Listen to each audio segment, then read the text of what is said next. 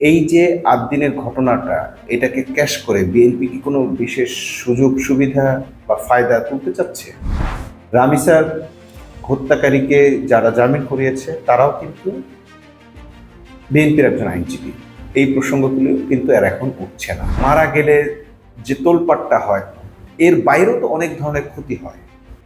তো সেই ক্ষতিগুলোর রেমেডি কি হবে, এই ব্যাপারটা কেউ বলছে না। কিন্তু প্রতিনিয়ত যারা ক্ষতিগ্রস্ত হয়েছে বা হচ্ছে এবং অতীতে হয়েছে, তাদের রেমেডি কিভাবে হবে? বিভিন্ন প্ল্যাকার্ডে লেখাও আছে যে কর্মীদের সঙ্গে ভালো ব্যবহার করার জন্য। খুব ভালো কথা। যারা চাকরি করছেন, একটা প্রফেশন করছেন, তাদের সাথে ভালো ব্যবহার করাই যেতে পারে, অবশ্যই করা যেতে পারে।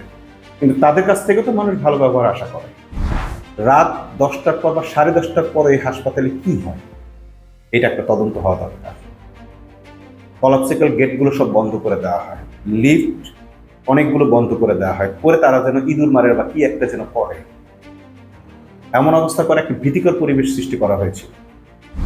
এবং সেই ঘটনার প্রতিবাদ করায় আমি দেখলাম যে একজনের সঙ্গে তারা খুব চড়া হয়েছে, তারা খুঁজতেছে মারবে বলে। সিকিউরিটি গার্ড পালে মানে মাস্তান পালে তারা। আমরা চাইব অ্যাডভোকেট শিশির মনির একজন ভালো মানুষ, ভালো আইনজীবী, সত্যের পক্ষে ন্যায়ের পক্ষে থাকেন, তিনি এই ক্ষতিগ্রস্তদের পাশে দাঁড়ান। শুধু ওই ৬ জন না, আর অসংখ্য ক্ষতিগ্রস্ত আছে, তাদের সাথে বসেন, কথা বলেন। তাদেরকে জরিমানা দিতে হবে এমন না, বিষয়টা ক্ষতিপূরণও দিতে হবে না, শুধু তাদের কাছ থেকে জেনে এই জায়গাটা কমিটমেন্ট নেন। নয়তো আমরা বলে রাখছি, এই ৬ শিশু আরো যারা মারা গেছে বা ক্ষতিগ্রস্ত হয়েছে, প্রত্যেকের অভিশাপে আপনার ক্যারিয়ার ধ্বংস হয়ে যাবে।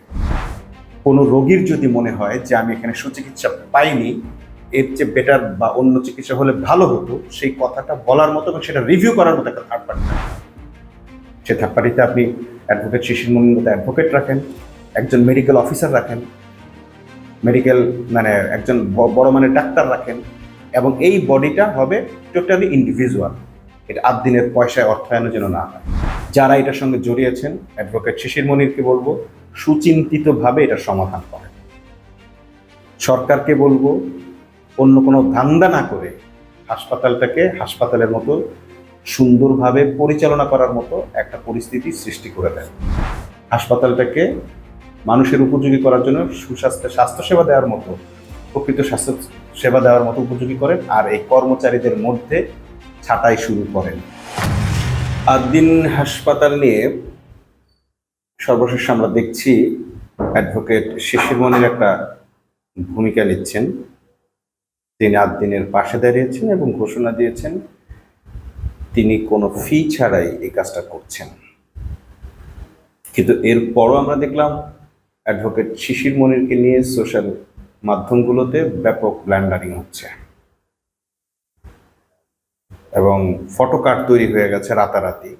কিছুক্ষণের মধ্যেই সুন্দর সুন্দর ফটোকার্ড তৈরি করা হয়েছে, যেখানে শিশির মনিরের মাথায় শিং দেওয়া হচ্ছে, বলা হচ্ছে আবরারের খুনির পাশে ছিলেন, অমুক খুনির পাশে, তমুক খুনির পাশে শিশির মনির ছিলেন। অর্থাৎ শিশির মনিরকে পুরোপুরি ব্ল্যান্ডিং করার জন্য যা যা করা দরকার, রোস্ট করার জন্য যা যা করা দরকার, এই সোশ্যাল মিডিয়াগুলো তা করছে। শিশির মনিরের প্রতি তাদের ক্ষোভটা কেন? ১ নাম্বার, তিনি জামাতের আইনজীবী, সেজন্য তিনি জামাতের একটা জায়গায় প্রার্থী ছিলেন, তিনি জামাতকে ডিফেন্ড করেছেন, বা জামাতের লোকদের আইনজীবী ছিলেন, হতে পারে এটা একটা কারণ। কিন্তু একই সাথে তিনি তো তারেক রহমানের আইনজীবীও ছিলেন। যারা ব্লান্ডারটা করছেন তারা কিন্তু সেখানে শিশির মনির যে তারেক রহমানের আইনজীবী ছিলেন, কিংবা জামাতের আইনজীবী যে বিএনপির একজন স্থায়ী কমিটির সদস্য বা বড় নেতাও ছিলেন, সেটা উল্লেখ করছেন না, বা তার বিরুদ্ধে কিন্তু প্রচার প্রপাগান্ডা চালাচ্ছেন না। এখন যদি এটা হয়ে থাকে যে জামাত সংশ্লিষ্টতার কারণে শিশির মনিরের বিরোধিতা করছে, তাহলে এই যে ৮ দিনের ঘটনাটা, এটাকে ক্যাশ করে বিএনপি কি কোনো বিশেষ সুযোগ সুবিধা বা ফায়দা তুলতে চাচ্ছে? এটা একটা প্রশ্ন। দ্বিতীয়ত হচ্ছে, অ্যাডভোকেট শিশির মনিরেরই বা উদ্দেশ্যটা কি? সাদামাটাভাবে যদি আমরা দেখি, তাহলে আমরা দেখতে পাচ্ছি শিশির মনিরের চাওয়া আর আমাদের জনগণের চাওয়া, ভুক্তভোগীর চাওয়াটা এক। সেটা কি?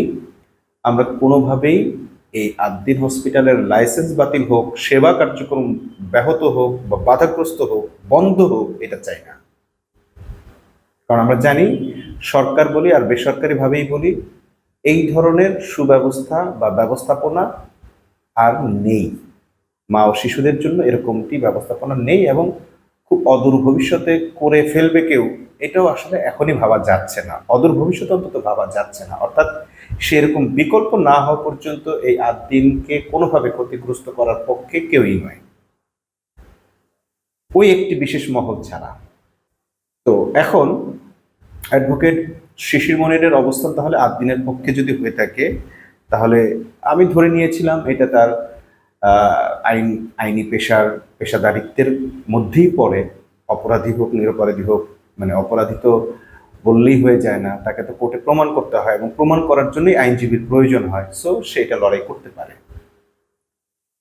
তার নৈতিক বা তার পেশাগত দায়িত্ব এটা। একই সাথে আমরা দেখলাম যারা শিশির মনিরকে ব্ল্যান্ডার করছেন তারা কিন্তু বিএনপির যে আইনজীবীরা, যেমন হাদির হত্যাকারীকে যে আইনজীবী রেহাই করেছেন বা জামিন করিয়েছেন, তিনি কায়সার কামাল, তিনি এখন বাংলাদেশের জাতীয় সংসদের ডেপুটি স্পিকার। কিন্তু এটা নিয়ে কিন্তু এই পন্থী লোকেরা যারা এখন শিশির মনিরকে ব্ল্যান্ডার করছেন, তারা কিন্তু এই কথাগুলো তুলছেন না। রামিসার হত্যাকারীকে যারা জামিন করিয়েছে তারাও কিন্তু বিএনপির একজন আইনজীবী। এই প্রসঙ্গগুলো কিন্তু এর এখন উঠছে না, বরং উঠছে কি, শিশির মনির কেন আদ্দিনের পক্ষে দাঁড়িয়েছেন। শিশির মনির বলেছেন যে তিনি আদ্দিনের পক্ষে দাঁড়িয়েছেন এই কারণে যে তিনি চান না এই কারণে বা এরকম একটি নেগলিগেন্সের জন্য, অবহেলাজনিত কারণে কারো মৃত্যুর জন্য একটা প্রতিষ্ঠান বন্ধ হয়ে যাক। তার যুক্তিগুলো তিনি দেওয়ার আগে আমরা জানতাম যে হ্যাঁ, এই কথাগুলো আসলে যুক্তি বা বলা উচিত বা বলা যেতে পারে। আমরা আমাদের আগের পর্বে বলেছি অসংখ্য মানুষ, তিনি একটা ডেটা অবশ্য তুলে ধরেছেন অফিসিয়াল সুযোগ সুবিধার কারণে, যে এত হাজার মানুষ এখান থেকে সার্ভিস নিয়েছে, তারা ভালো সেবা পেয়েছে এবং এক একটা রিপোর্ট দেখলে চোখে লাগার মতো। যেমন সিজারিয়ান বাচ্চা অন্য যে কোনো হাসপাতালে দেখা যাবে যে অর্ধেকের বেশি সিজার করা হয়, এখানে অর্ধেকের কি ধরা যাক 1000-এর মধ্যে হয়তো 18টা বা 20টা হচ্ছে সিজার কেস। তো এরকম অনেক কিছু আছে যেটা আসলে উল্লেখ করার মতো এবং এই হাসপাতালের সার্ভিস অব্যাহত রাখার পক্ষে কথা বলার মতো। শিশির মনির হাসপাতালের পক্ষ নিয়েছেন, আমরাও হাসপাতালের পক্ষ নেই, কিন্তু পার্থক্যটা কোথায়? শিশির মনির পক্ষ নেওয়ার পর আমরা খুশিও হয়েছি, আবার অখুশিও হয়েছি। এর কারণটা হচ্ছে এই দুটো বিষয়ের মধ্যে একটা জিনিস আড়াল হয়ে যাচ্ছে। সেই আড়ালটা হচ্ছে খুনিকে আড়াল করা হচ্ছে। এই 6 বাচ্চার খুনিকে অনেকে মনে করছেন এই 6 বাচ্চাই খুনি, মানে খুন হয়েছে বা হত্যা হয়েছে বা তাদের প্রতি নেগলিগেন্স হয়েছে। নো, শত শত উদাহরণ আছে আমার কাছে। আমি যখন এটা নিয়ে সোশ্যাল মিডিয়ায় কথা বলেছি তখন আমার কাছে প্রচুর মানুষের অভিযোগ এসছে, স্ক্রিনশট আসছে এবং তাদের বয়ান আসছে, তারা কথা বলতে চায়। তারা বলেছে আরো বহু জায়গায় নেগলিজেন্স আছে। সেই যে অবহেলাগুলো হয়েছে, ত্রুটিগুলো হয়েছে, সেগুলোর ক্ষতিপূরণ কে দেবে বা সেগুলোর ক্ষতিপূরণ আদায়ের কোনো ব্যবস্থা আছে কিনা? এবং হত্যা হলে বা মারা গেলে যে তোলপাটটা হয়, এর বাইরেও তো অনেক ধরনের ক্ষতি হয়। তো সেই ক্ষতিগুলোর রেমেডি কি হবে, এই ব্যাপারটা কেউ বলছে না। এবং এটা মোটামুটি বোঝা গেল যে এত বড় পরিমাণ টাকার অঙ্ক ঘোষণা করা হয়েছে ক্ষতিপূরণ, প্রত্যেক পরিবারকে 80 লক্ষ টাকা। তো হাসপাতালে যারা চিকিৎসা নিতে আসে মোটামুটি মধ্যবিত্ত বা নিম্ন মধ্যবিত্ত যে পরিবার, এই টাকার অঙ্ক শুনলে তো তাদের মাথা খারাপ হয়ে যাবে। দেখা গেল যে তারা চুপ, তারা এমনিতেও ব্যবস্থা নিতেও না বা নিবে না, কারণ তারা বাচ্চাকে পোস্টমর্টমও করায় নাই। কিন্তু এমনভাবে এটা মানে আড়াল করা হয়ে যাচ্ছে যে আমরা এখনো পর্যন্ত দেখতে পাচ্ছি না যে আসলে গাফিলতিটা কার ছিল। আমাদের কিন্তু মূল টার্গেট ওইটা। এই হাসপাতাল কর্তৃপক্ষের উদ্দেশ্য নিয়ে আমাদের কোনো সন্দেহ নেই, তাদের সেবা কার্যক্রম নিয়ে আমাদের কোনো সন্দেহ নেই, তাদের অবদান নিয়ে আমাদের কোনো সন্দেহ নেই, বিতর্ক নেই, কথা নেই। আমাদের কথা হচ্ছে যে এই কর্তৃপক্ষের ভেতরে ঢুকে বা এই স্টাফদের মধ্যে ঢুকে যারা এই ধরনের কাজ করছে তারা তো রয়ে গেছে। প্রত্যেকটা সেক্টরে কিছু কিছু স্টাফ আছে যারা এই কাজগুলোর সাথে সংশ্লিষ্ট। আমি আমার অভিজ্ঞতা থেকে বলেছি, ওই দিন আমাদেরকে কিভাবে ব্ল্যাকমেল করেছে এনআইসিইউ কর্তৃপক্ষ। সেই এনআইসিইউর মধ্যে ওই সময় কারা ছিলেন, আমি তো তাদেরকে কোনোদিন ক্ষমা করব না। আমি কেন, যারা সেই অভিজ্ঞতাটার মুখোমুখি হয়েছেন কেউ ক্ষমা করতে পারবে না। একটা মানুষকে ডেকে নিয়ে বলা হচ্ছে আপনার প্রতিদিন এত টাকা করে লাগবে, টাকা অগ্রিম জমা দিবেন, টাকা জমা না পড়লে ওষুধ পাবে না, বাচ্চা কোনো চিকিৎসা হবে না, এটা নিয়ে কোনো কথা বলা যাবে না। এমন একটা বংশই নিয়ে নিয়েছে যেখানে বাচ্চা যেখানে সেখানে ছিদ্র করতে পারবে, এটা করতে পারবে, সেটা করতে পারবে, তাদের ব্যাপারে কোনো কথা বলা যাবে না। অর্থাৎ এমন একটা ভীতি তারা আমাদেরকে দেখিয়েছে যে ওর কথা তাদের উপর ছেড়ে দিয়ে চলে যেতে হবে, তারা বাচ্চা কিনে যা খুশি তাই করতে পারবে। ওই কাগজটা যদি কেউ পড়ে, কোনো বাবা বা কোনো মা সচেতনভাবে ওই কাগজে সিগনেচার করবে না, কিন্তু ওইটা সিগনেচার ছাড়া আপনার বাচ্চাকে ভর্তিও তারা নেবে না। একটা বাচ্চা সম্পূর্ণ সুস্থ, শুধুমাত্র এনআইসিইউতে নেওয়া হয়েছে তার কি অবস্থা দেখার জন্য, এই দেখার মতো ডাক্তারটা নাই, নার্সরা দেখতেছে। এটা কি নেগলিজেন্স না? ওই সময় যে ডাক্তার দেখতে পেল না, ডাক্তার ছিল না, এটা কার গাফিলতি? কে ডাক্তারদের ছুটি দিল? কে নার্সদের হাতে এই শিশুদেরকে তুলে দিল? ওই নার্সরা এই শিশুদের ভাগ্য কিভাবে নির্ধারণ করে? যারা এইভাবে ব্ল্যাকমেইল করলো আমাদেরকে যে বাচ্চা নিয়ে যান, এত টাকা দিয়ে ভর্তি করেন, না হলে বাচ্চা নিয়ে যান, এবং ভর্তি করলেও আপনাদের কত বিল আসবে আমরা কিছু বলতে পারবো না, যখন যা বিল আসবে সাথে সাথে পে করতে হবে, অগ্রিম পে করবেন, না করলে চিকিৎসা পাবে না। এই ধরনের থ্রেটের মধ্যে ফেলা, ব্ল্যাকমেইল করা, শেষ পর্যন্ত আমার কাছে মনে হয়েছে যে এখানে সুচিকিৎসা বা চিকিৎসা অন্তত এদের হাতে আমার বাচ্চার চিকিৎসা হবে না। আবার বিকল্পটাও নাই আমাদের কাছে। রাত তখন 2টা বাজে। এটা কি শুধু আমার সাথে হয়েছে? আমার সাথে যারা যোগাযোগ করেছেন তাদের অধিকাংশের একই বক্তব্য, এবং আমিও তাদের সাথে যোগাযোগ করেছি শুধুমাত্র তাদের সাথে আমার কথাগুলো মিলার কারণে।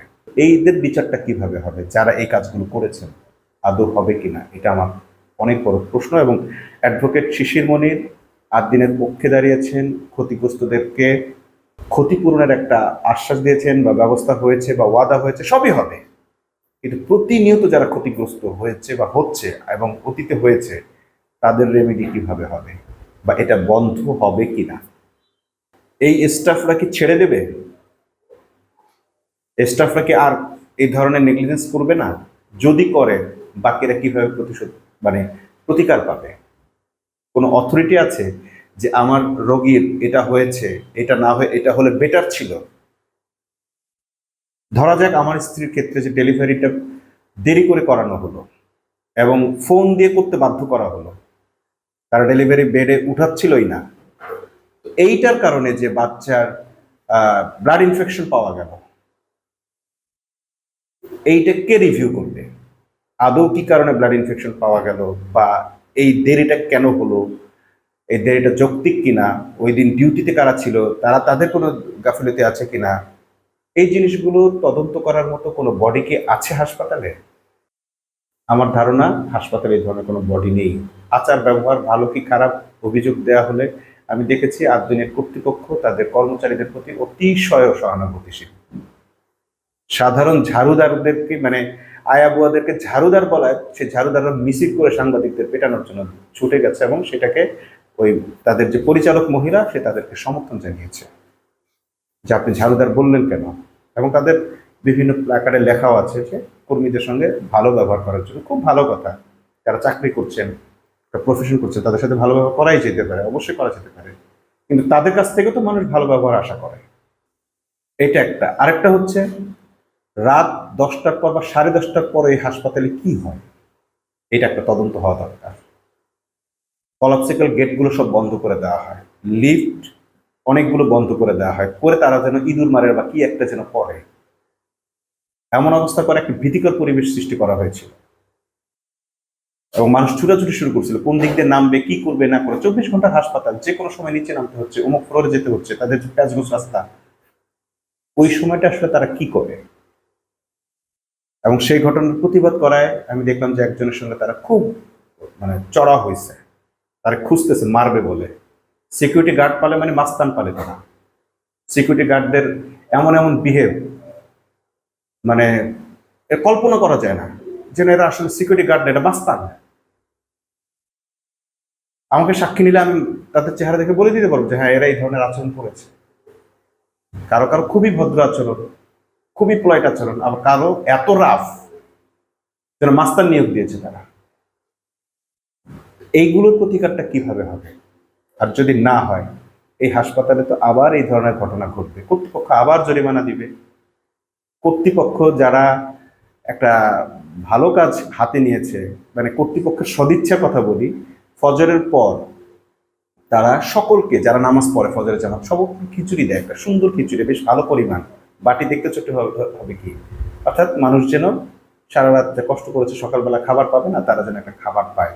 এবং একটা কোরআনে সম্ভবত আয়াতি আছে এরকম যে ফজরের সময় রিজিক বন্টন হয়, তারা খাবারটা বন্টন করে দিচ্ছে। তখন যারা ফজর নামাজ পড়তে আসবে জামাতে, তারা খাবারটা পাবে। তো কর্তৃপক্ষের তো তাদের বলাই যাচ্ছে যে তারা এখান থেকে মুনাফা করেন না, তারা এই হাসপাতাল পরিচালনার জন্য যে ব্যয়টা করার সেটাই সেখান থেকে তোলেন। কিন্তু এই যে ভিতরে যারা ঢুকে বসে আছে কর্মচারী রূপে, কর্মকর্তা রূপে, তাদেরকে কিভাবে এই জায়গা থেকে সরানো হবে? একটা সময় পরিবেশ ছিল, দিনই শিক্ষা দেওয়া হতো তাদেরকে, কোরআন পড়ানো হতো, ধর্মীয় শিক্ষাটা দেওয়া হতো। এখন তো ভিন্ন ধর্মের লোকরা অনেক বেড়ে গেছে, এবং সেইটা আওয়ামী লীগের আমলে ঢুকেছে, এবং আফিল উদ্দিন মহিউদ্দিন সাহেবের ভাইয়ের আমলে ঢুকছে, এবং তার নামে একটা ভবন হয়েছে, তার প্রভাবে ঢুকেছে। তো তাদেরকে আপনি দিনী অনুভূতি কিভাবে শিক্ষা দিবেন? আমি আমার এইবারের 10 দিনের অভিজ্ঞতা, আমি 2 জন হিন্দুর কাছ থেকে মারাত্মক রকম মিসবিহেভ পেয়েছি। একজন কাগজটা ছুঁড়ে ফেলছে, বলছে কি নিয়ে আসছেন এটা, রুম নাম্বার নাই। রুম নাম্বারটা লেখার কথা এনআইসিইউ থেকে ভর্তির জন্য। একটা লোক 5 তলা থেকে নিচতলায় নামছে। হাসপাতালে যারা জানেন তারা দেখবেন ভিতরে কি পরিমাণ দৌড়াদৌড়ি করতে হয়, কত কিলোমিটার শুধু হাসপাতালের ভিতরে দৌড়াইতে হয়, এমন ওয়ে। তো নামার পরে তাকে তার কাগজটা ছুঁড়ে ফেলে বলতেছে কি নিয়ে আসছেন, আপনার এখানে তো রুম নাম্বার লেখা নেই। আমার ছেলে গিয়ে আবার 5 তলায় উঠে দৌড়ায় 5 তলায় উঠছে, উঠে গিয়ে বলছে যে কি দিচ্ছেন, যে রুম নাম্বার লিখে দেন না আপনারা। তখন নার্স ধরে বসছে, হ্যাঁ আপনি আমাকে ছুরি মারলেন কেন, আপনি রুম নাম্বার লেখেন নাই কেন? রুম নাম্বার লেখা লাগবে না, লেখা না লাগলে আমাকে নিচ থেকে কেন বললো রুম নাম্বার লেখা লাগবে, এবং আমাকে কেন এটা ছুঁড়ে মারলো সে? তখন সিকিউরিটি গার্ড আসছে, অমুক আসছে, তমুক, হ্যাঁ আপনি খারাপ ব্যবহার করলেন কেন? আমি জিজ্ঞেস করলাম আপনি খারাপ ব্যবহার কেন করলেন? আপনার স্টাফ কিভাবে আমার একজন লোকের সাথে, একজন রোগীর স্বজনের সাথে মিসবিহেভ করে, তাকে কে রাইট দেওয়া হয়েছে? যদি আপনি পারেন খারাপ ব্যবহার করতে, তাহলে আমিও পারি খারাপ ব্যবহার করতে।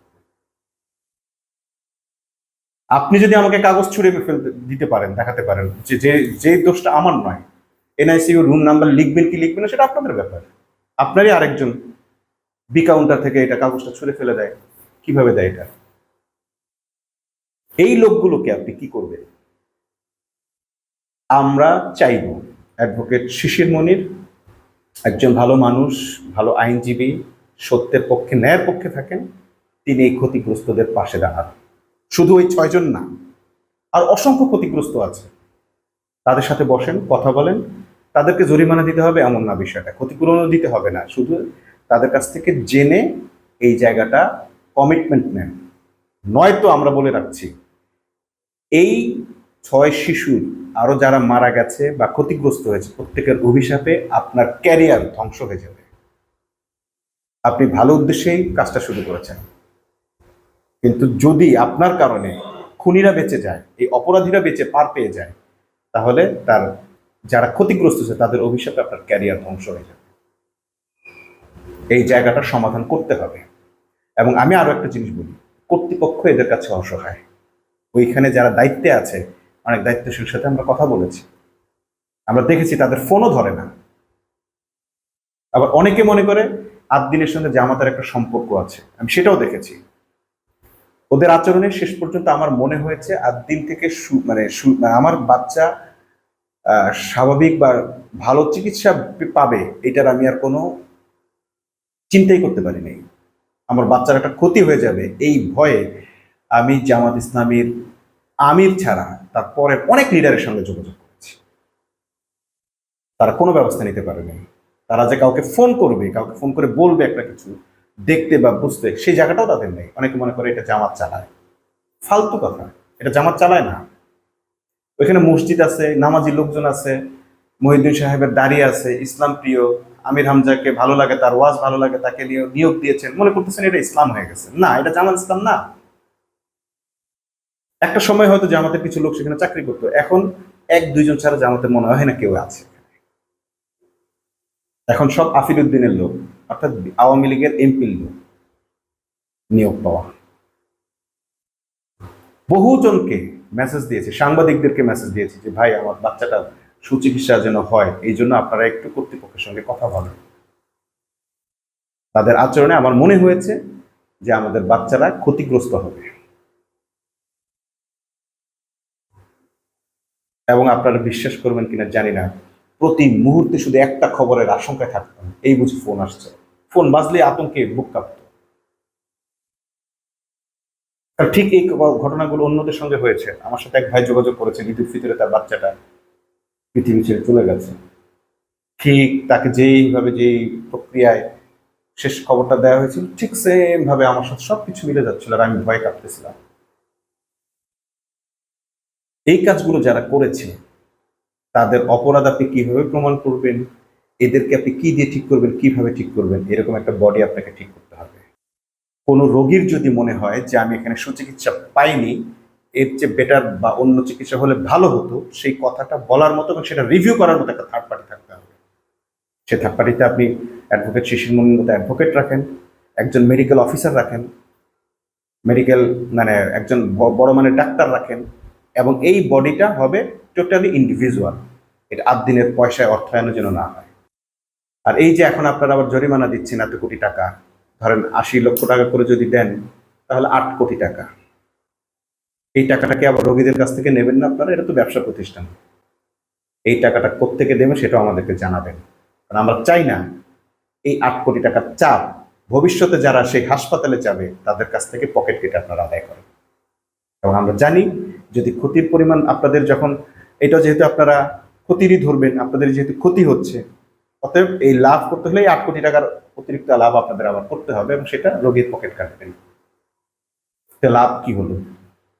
ক্ষতিগ্রস্তরা আরো বেশি ক্ষতিগ্রস্তই হবে। সো যারা এটার সঙ্গে জড়িয়েছেন, অ্যাডভোকেট শিশির মনিরকে বলবো সুচিন্তিতভাবে এটা সমাধান করেন।